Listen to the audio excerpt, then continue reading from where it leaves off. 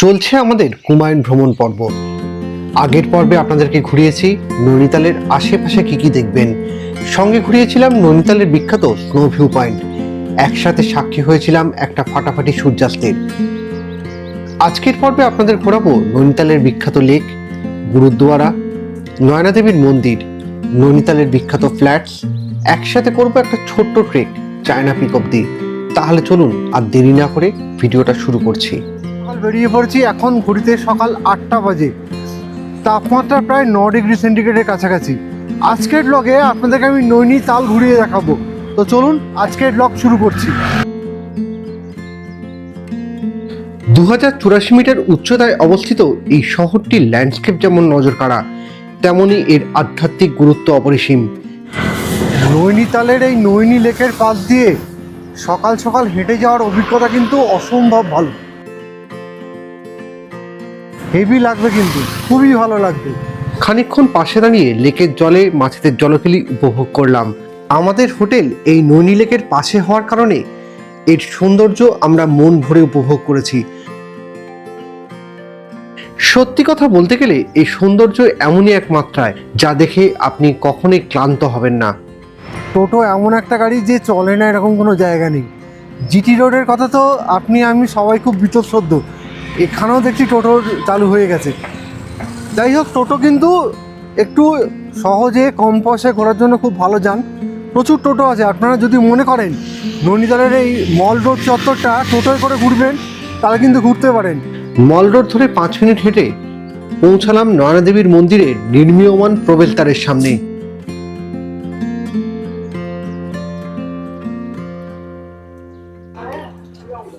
নৈনি লেকের এই দিকটা হচ্ছে মাল্লিতাল, আর ওই দিকটায়, ওই যে সোজা ওই দিকটা, ওই সাইডটা হচ্ছে তাল্লিতাল। আপনারা যখন বাসে করে আসেন যদি, তাহলে কিন্তু আপনারা তাল্লিতালে নামবেন। তারপর আপনাদের এই দিকটায়, এই সাইড দিয়ে বা এই সাইড দিয়ে দুদিকেই রাস্তা আছে, এদিক দিয়ে আসতে হবে। আপনাদের সুবিধার্থে একটা কথা বলে দিই, এখানে 4 জনের বোটিংয়ের নৌকায় খরচ হচ্ছে 500 টাকা।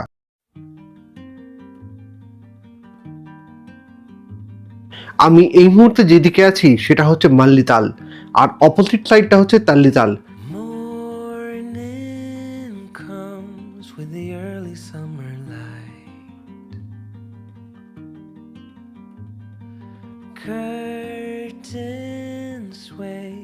হাঁটতে হাঁটতে পৌঁছে গেলাম নৈনিতালের ফ্ল্যাটসের সামনে। আর এই সামনে এই বিশাল বড় জায়গাটা দেখছেন না, এটাই নৈনিতালের ফ্ল্যাটস। এই ফ্ল্যাটস হচ্ছে নৈনিতালের অধিবাসীদের বিকেলের সময় কাটানোর সেরা জায়গা। এখানেই নৈনিতালের মেলা, রাজনৈতিক সমাবেশ এবং খেলাধুলার অনুষ্ঠান হয়ে থাকে। 1880 সালে বিধ্বংসী ভূমিকম্পের ফলেই এই জায়গাটি কিন্তু তৈরি হয়েছে। এরপর পৌঁছালাম নৈনিতালের গুরুদ্বারার সামনে।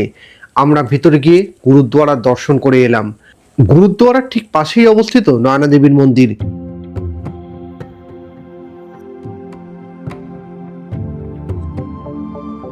মা নয়না দেবীর মন্দির 51টি পবিত্র সতীপীঠের মধ্যে অন্যতম।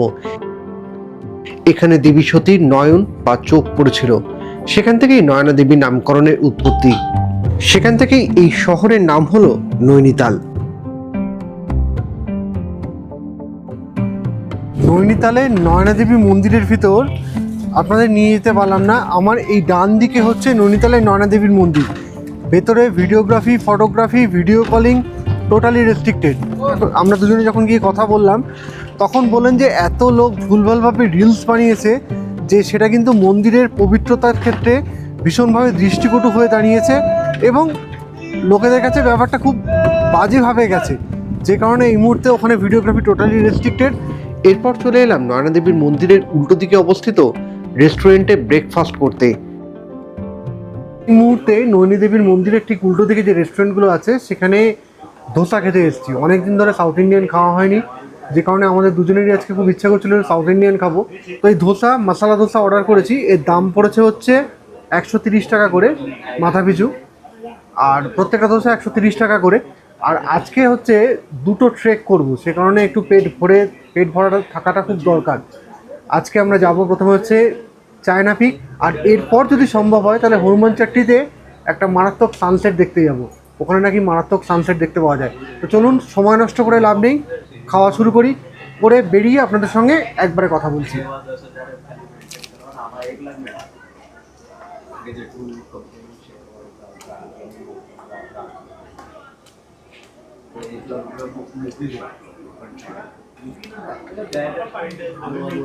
এদের সাম্বার কিন্তু আমাদের ওখানকার সাম্বার থেকে এদের টেস্ট সম্পূর্ণ আলাদা। মানে item south Indian, but test কিন্তু নর্থ ইন্ডিয়ান। ধোসার মেটেরিয়ালটাও কিন্তু সেরকমভাবে যে আমাদের ওখানে মুচমুচে ভাবটা আসে, সেই ভাবটা কিন্তু আসেনি। আদারওয়াইজ ঠিক আছে। ব্রেকফাস্ট করে ফ্ল্যাটসের পাশ দিয়ে হেঁটে পৌঁছলাম মেন রোডে। খানিকক্ষণ অপেক্ষা করতেই আঙ্কেল চলে এলেন। 5 কিলোমিটার মতো রাস্তা নৈনিতাল থেকে চলে এসেছি। এখন আমরা পৌঁছেছি নায়না কুলবাড়ি ইকো ট্যুরিজম সেন্টারের সামনে।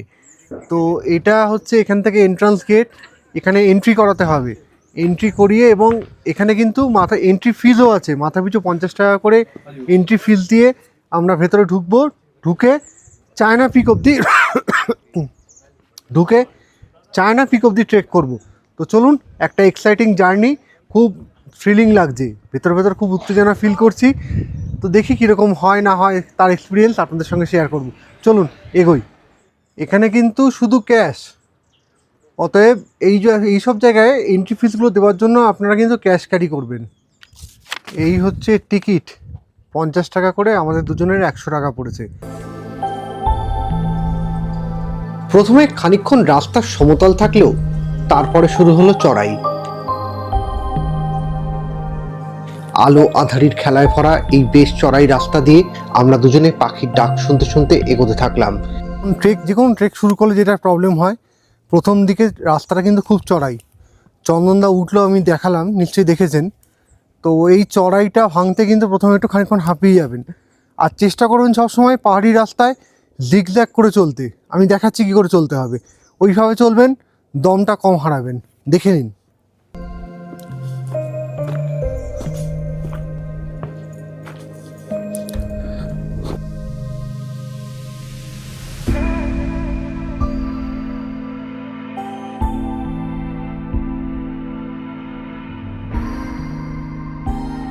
হাঁটতে হাঁটতে একটা ছোট্ট প্যাসেজ পেলাম, সেখান থেকে দেখলাম যে এটা দিয়ে যদি কোনো শর্টকাট হয়, কিন্তু শর্টকাট তো নেই, একদম ডেড এন্ড। কিন্তু এখানে এসে যেটা বোনাস পেলাম, সেটা কি সেটা আপনাদেরকে দেখাচ্ছি। কেমন লাগলো সেটা আমাকে জানাবেন। সত্যি প্রকৃতি যেন কুমায়ুনকে নিজের হাতে সাজিয়েছে। এখানে বসে দৃশ্যমান হলো ত্রিশূল, নন্দা দেবী, নন্দাকুণ্টি, নন্দাকোট এবং হাতি পর্বত। আবার শুরু হলো পথ চলা। তাই চলার সময় এরকম গাইড ম্যাপ পাবেন, এই গাইড ম্যাপগুলো ফলো করে চলবেন। আরেকটা ইন্ডিকেশন দেখাচ্ছি, সেটা হচ্ছে এই কারেন্টের তার। এই কারেন্টের তার ফলো করে কিন্তু আপনারা উপরে যাবেন।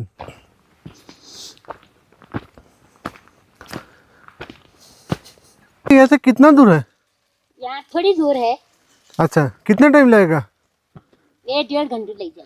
1-1.5 घंटे लग जाएगी? 1.5 घंटे में पहुंच जाएगा। अच्छा अच्छा, रास्ता ऐसा ही है? हैं? रास्ता ऐसा ही है? हाँ, रास्ता ये है, सीधा ये है, सीधा ही है? सीधा ये। ठीक है रास्ता ठीक है सीधा ये ঠিক। 1 থেকে 1.5 ঘন্টা সময় লাগবে শুনে হাঁটার গতি বাড়ালাম। নিচের দিকে রাস্তা যতই ভালো ছিল, যত উপরে উঠতে থাকলাম রাস্তা ততই খারাপ হতে লাগলো।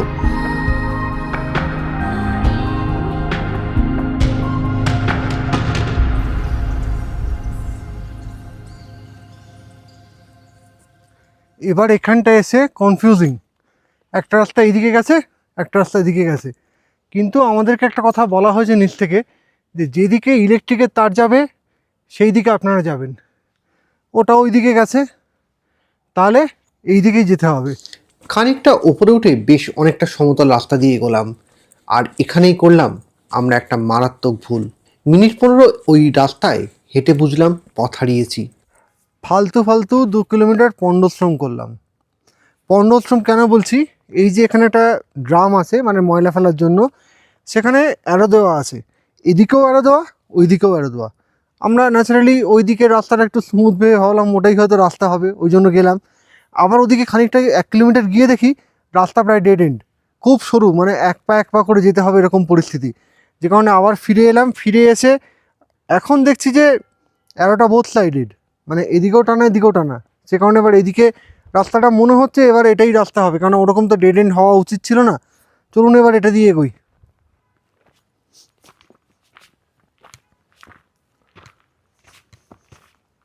এবারে মনে হলো ঠিক রাস্তাতেই এসেছি। খানিকটা আগে এলেও এরকম একটা কনফিউজিং জোন আসবে, একটা রাস্তা বাঁ দিকে আর একটা রাস্তা ডান দিকে, কিন্তু এই যে ইলেকট্রিক পোল ডান দিকে গেছে, অতএব ডান দিকেই এগোতে হবে। অর্পিতা আমাকে বলে তুমি এবার থেকে না বছরে 2বার করে চন্দনদার সঙ্গে বেড়াতে যাবে। তাই আমি বলি কেন? বলছে তুমি যখনই চন্দনদার সঙ্গে ঘুরে আসো তোমার পেট পুরো প্লেন হয়ে যায়, একটু ভদ্রসভ্য লাগে, নাহলে তো বাড়িতে ভাত ফাত খেয়ে পেট ফুলিয়ে ফেলো। তো আগের বার পরেশনাথ গেছিলাম, সেটা আপনারা দেখেছেন। তারপর বাড়ি গিয়ে পেট পুরো প্লেন হয়ে গেছিলো এবং আমিও একদিন বিছানায় শুয়েছিলাম গা হাত পা ব্যথায় পরেশনাথ ঘুরে যাওয়ার পর। আমার প্রোগ্রাম ছিল সঙ্গে সঙ্গে সাসারাম যাওয়ার, কিন্তু বাড়ি চলে গেছিলাম গা হাত পা ব্যথা কমিয়ে, তারপর আবার সাসারাম এসেছিলাম। তো ওটা তো একটা ঘটনা গেল। এখানেও দেখুন এই যে রাস্তার মধ্যে দিয়ে টেনে টেনে নিয়ে আসছে, কি খায় ভগবান জানে। এখন আবার একটা ড্রাই ফ্রুটসের প্যাকেট এনেছে, নেচার চয়েস তার ড্রাই ফ্রুটস, বলছে এটা খাও। খাওয়ার দিলে বুঝতে দিতে পারছে না, আমি তো জানেন পেটুক মানুষ, আমার তো কন্ট্রোল করাটা খুব চাপ হয়ে যায়, একটু খেয়ে নিই। ठीक था लेकिन इतना कुछ खास नहीं दिखता, तो चलाई होगी ना, थकावट हो गया। এগোতেই দেখি রাস্তার অবস্থা আরও খারাপ, রাস্তা ক্রমশ শুরু হয়ে যাচ্ছে, কিন্তু ওঠার কষ্ট আছে। রাস্তা এক জায়গায় প্রায় লিটারালি নেই বললেই চলে, কিন্তু যেটা পাওয়া যাচ্ছে এই সাইড ভিউটা, এটা দেখেই কিন্তু ক্লান্তি একদম পুরো স্লাগিশ হয়ে যাচ্ছে, আর ক্লান্তি বলে কিছু থাকছে না। এটা অসম্ভব ভালো, এত ভালো এই সামনে থেকে পঞ্চচুল্লি দেখা যাচ্ছে ফাটাফাটি। যদি পারেন তবেই আসবেন, না হলে কিন্তু আসার দরকার নেই, কারণ রাস্তা এতটাই খারাপ, পা মুচকাওয়ার চান্স প্রচুর। যারা ওবেজ তারা কিন্তু আসবেন না, এটা আমার সাজেশান। তো চলুন এগোই। আর একটা কথা, কেউ কেউ বলছে কিছুই দেখিনি, কেউ কেউ বলছে অনেক কিছু দেখেছি। তো কি অ্যাকচুয়ালি আছে সেটা জানতে গেলে পুরোটা কমপ্লিট করতে হবে। আর মোটামুটি 1/2 কিলোমিটার মতো রাস্তা বাকি, 2.5 কিলোমিটার মতো চলে এসেছি আমরা। বাকিটা মেরে দিই, তারপর কথা হচ্ছে। চলুন।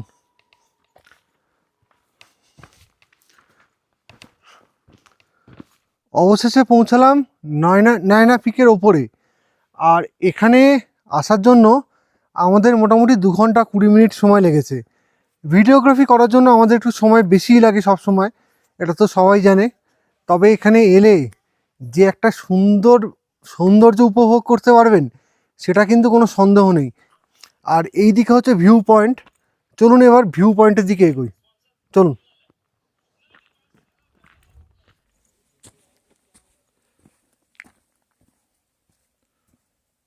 আমরা এবার বন দপ্তরের অফিসের পাশ দিয়ে এগোলাম একদিকের ভিউ পয়েন্টে। 1 মিনিট মতো হেঁটে পৌঁছে গেলাম এদিককার ভিউ পয়েন্টে।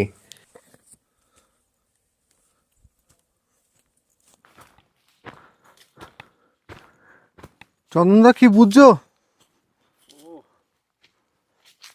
দুর্দান্ত দুর্দান্ত।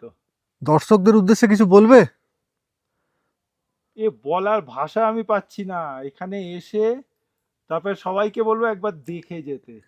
এখানে খানিকক্ষণ সময় কাটিয়ে আবার পায়ে হেঁটে 4 মিনিট চলে পৌঁছলাম আরেক দিকের view point.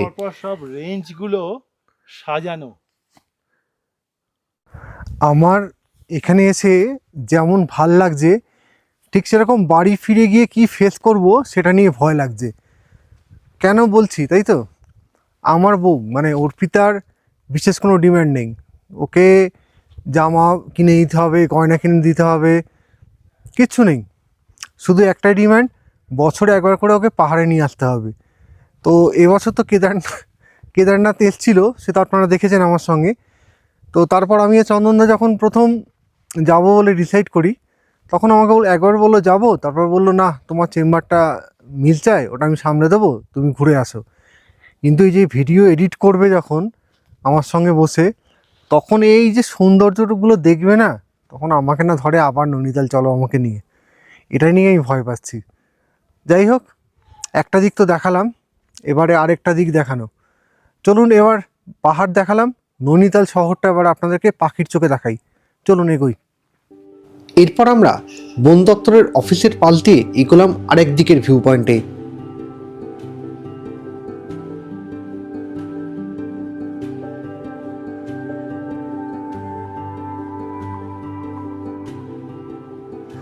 It's splendid, it's awesome, it's mind blowing. আর যদি কিছু বিশেষণ এই মুহূর্তে আমার মাথায় আসছে না। সত্যি কথা বলতে গেলে অপূর্ব, মানে এই জায়গা থেকে নৈনিতাল শহরের একটা প্যানোরামিক ভিউ যা পাওয়া যাচ্ছে না, আমি পুরো ফিদা হয়ে গেছি।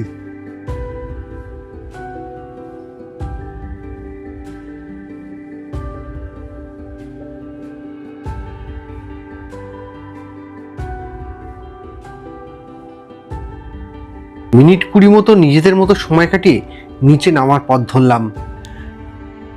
চায়না পিকের ওপরে দুটো ভিউ পয়েন্ট থেকে একদিকে পাহাড়ের সৌন্দর্য আর আরেকদিকে নৈনিতাল শহরের সৌন্দর্য নিশ্চয়ই ভালো লেগেছে। আমাদের দুজনের তো অসাম লেগেছে। যাই হোক, এবার একটু চা খাবো ওখানে গিয়ে, নয়না পিকের যেখানে ফরেস্ট গার্ডের রেস্ট হাউস আছে, ওখানে একটু চা খেয়ে নিচে নামবো। তাহলে চা খেয়েই আবার নিচে নামার পর একবারে আপনাদের সঙ্গে দেখা করছি বিকেলে কি করছি সেই অ্যাক্টিভিটিসের সঙ্গে। ততক্ষণ বিরতি নিচ্ছি, টাটা। ওপরে চা পাওয়া যায় 20 টাকা করে, কেমন খেতে দেখি।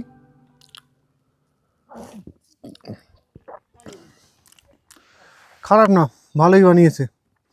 চাটা খেয়ে নিয়ে নিচে নামবো। আর একটা গন্ডগোল আমি করে ফেলেছি, যে রেস্টুরেন্টে সকালে ব্রেকফাস্ট করেছিলাম ওখানে চার্জারটা ফেলে এসেছি, এখন পাওয়ার ব্যাঙ্ক কানেক্ট করতে পারছি না। তাড়াতাড়ি নামতেই হবে, কিছু করার নেই, নাহলে ফোন সুইচ অফ হয়ে যাবে।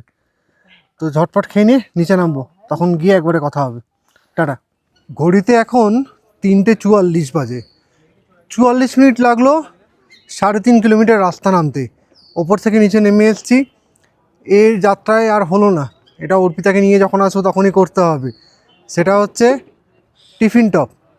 টিফিন টপটা করতে গেলে, আর আমরা হনুমান গাড়ি যেটা আছে সেখানে একটা হনুমানজির মন্দির আছে, আর ওখান থেকে একটা সুন্দর সানসেট দেখা যায়। কালকে তো আপনাদেরকে একটা সানসেট দেখিয়েছিলাম, নিশ্চয়ই ভালো লেগেছে। আজকে আবার একটা সানসেট দেখাবো। তো চলুন হনুমানজির মন্দির দর্শন করতে আর সঙ্গে একটা দুর্দান্ত সানসেট এনজয় করতে এগোই।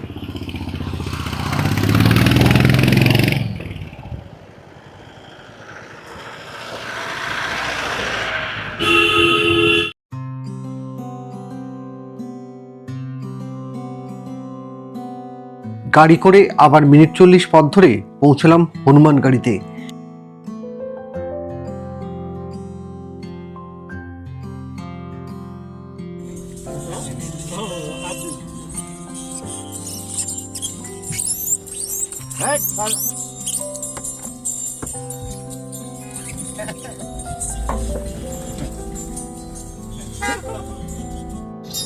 কালকে আপনাদেরকে বলছিলাম যে আঙ্কেলজি খুব ভালো মানুষ। দেখুন বিদেশ বিভূই, ওনার সঙ্গে বেসিক্যালি কিন্তু আমাদের পয়সা দিয়ে ঘুরছি, এটাই সম্পর্ক। বিস্কুটের প্যাকেট, মুংফলি সব কিছু কিনে রেখেছে যে আমরা ওপর থেকে নামবো, নেমে খাবো। এটা কিন্তু এই পাহাড়ি মানুষ ছাড়া কোনোদিন সম্ভব না। আমাদের নিচে এরকম কেউ করবে বলে, বা করলেও খুব পরিচিত ছাড়া কেউ করবে বলে আমার তো মনে হয় না। এটা কি চন্দনদা, তোমার কি মতামত? একদম তাই, একদম। এই জন্যই তো আজকে আমি আঙ্কেলকে প্রেফার করেছিলাম, আঙ্কেলকে তো ফোন করে ডেকে নিলাম এই জন্যই। খুব ভালো মানুষ, ভীষণ ভালো মানুষ। নৈনিতাল শহরে যখন ঘুরবেন তখন যদি ছোট গাড়ি আপনাদের প্রেফারেন্স হয়, ঠিক আছে, তাহলে কিন্তু আঙ্কেলজি ফার্স্ট প্রেফারেন্স, আমি এতটুকু বলবো।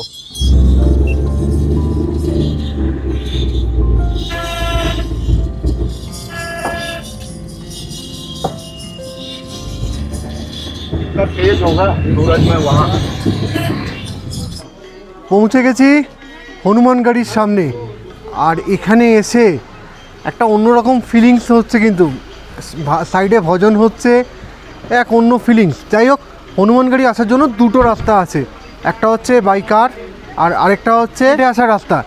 আমরা গাড়িতেই এসেছি, আঙ্কেল আমাদের নিয়ে এসছেন গাড়িতে করেই। যাই হোক, এবারে আগের দিকে এগোবো, গিয়ে দর্শন করব। চলুন। এখানে কিন্তু আঙ্কেল নিজে আমাদের সঙ্গে দর্শন করতে গেলেন।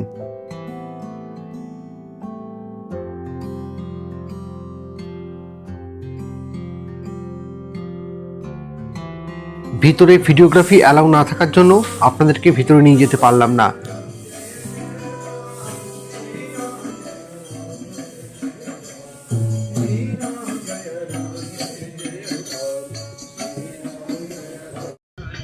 হনুমানজির মন্দির দর্শন করা হয়ে গেছে। হনুমানজির মন্দিরের ভিতরে মেনলি বজরংবলীর মন্দির আছে, তাছাড়াও আছে রামচন্দ্রের মন্দির, রাজা ভরতের মন্দির এবং মহাদেবের মন্দির, আরও অম্বা দেবীর মন্দির, আরও বিভিন্ন মন্দির। পুরো মন্দির দর্শন করতে মোটামুটি 15 থেকে 20 মিনিট মতো সময় লাগবে, কিন্তু ভেতরে ভিডিওগ্রাফি অ্যালাউ নেই, সে কারণে আপনাদেরকে দেখাতে পারলাম না। নৈনিতাল এলে এই জায়গাটা কিন্তু অবশ্যই আসবেন, আমি বারবার করে বলে দিচ্ছি। আর এখানে থেকে সানসেট দেখা যায়, এটা আপনাদেরকে আমি আগেই বলেছি। তো সেই সানসেট পয়েন্টের দিকে যেতে হবে, তো সেটা রাস্তাটা কোনটা সেটা একটু খুঁজতে হবে। ভেতরে তো কেউ বলতে পারলো না, একটু খুঁজে দেখি আশপাশের দোকানে জিজ্ঞাসা করে, তারপর সানসেট পয়েন্টের দিকে যাব। আর ওখান থেকে কালকের মতো আবার আজকেও কিন্তু একটা ফাটাফাটি সানসেট আপনাদেরকে উপহার দেওয়ার চেষ্টা করব। কতটা পারবো জানি না, তবে চেষ্টা করব, দেখা যাক।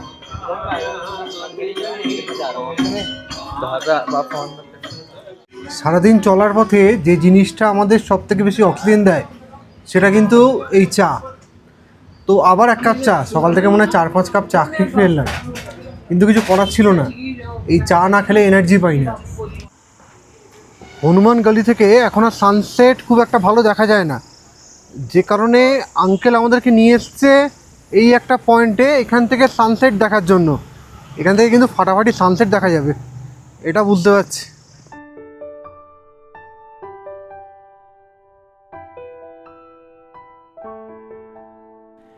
সেদিন অবশ্য আমরা একটা অন্য রকমের সূর্যাস্ত চাক্ষুষ করেছিলাম।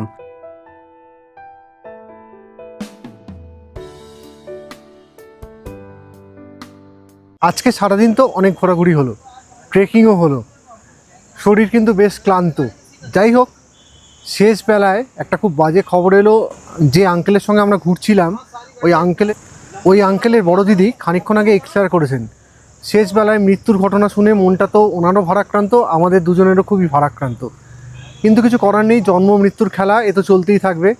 হাসপাতালে কাজ করার সময় এরকম বহু ঘটনার সাক্ষী আমাদেরকে হতে হয়।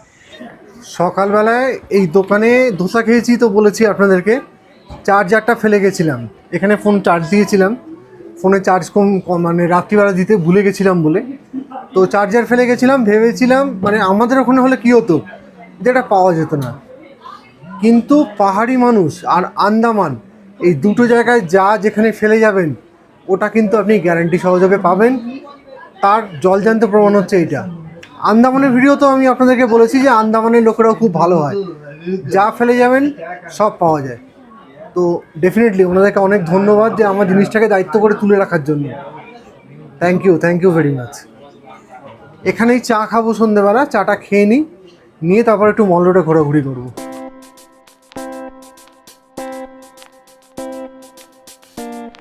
এরপর মল রোডে বিভিন্ন দোকানে বিক্ষিপ্তভাবে ঘুরে বেরিয়ে আমরা চৌধুরী রেস্টুরেন্টে রাতের ডিনার করতে চলে গেলাম।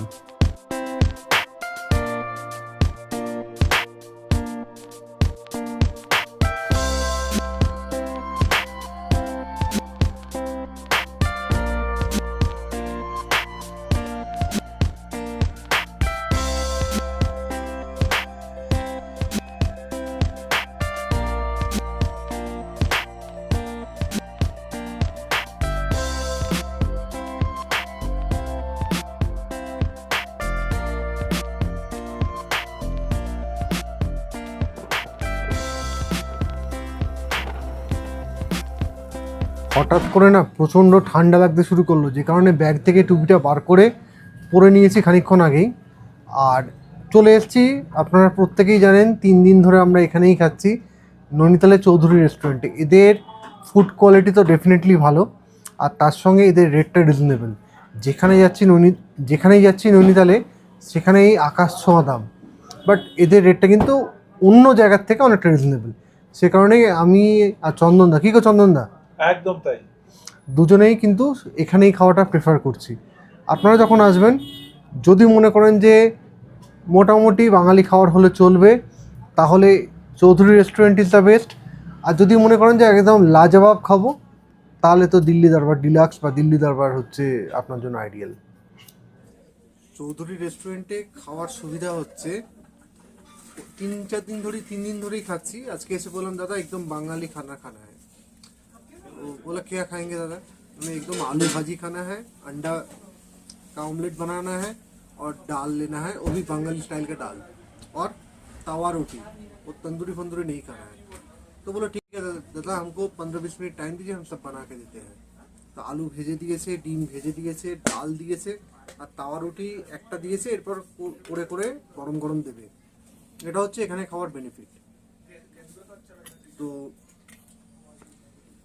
ডাল নিয়ে নিই, বেশ ঘন ডাল করেছে, কিন্তু বেশ ঘন ডাল। এই ডাল দিয়ে রুটি আর আলু ভাজা, এটা আমার কিন্তু খুব প্রিয় খাবার।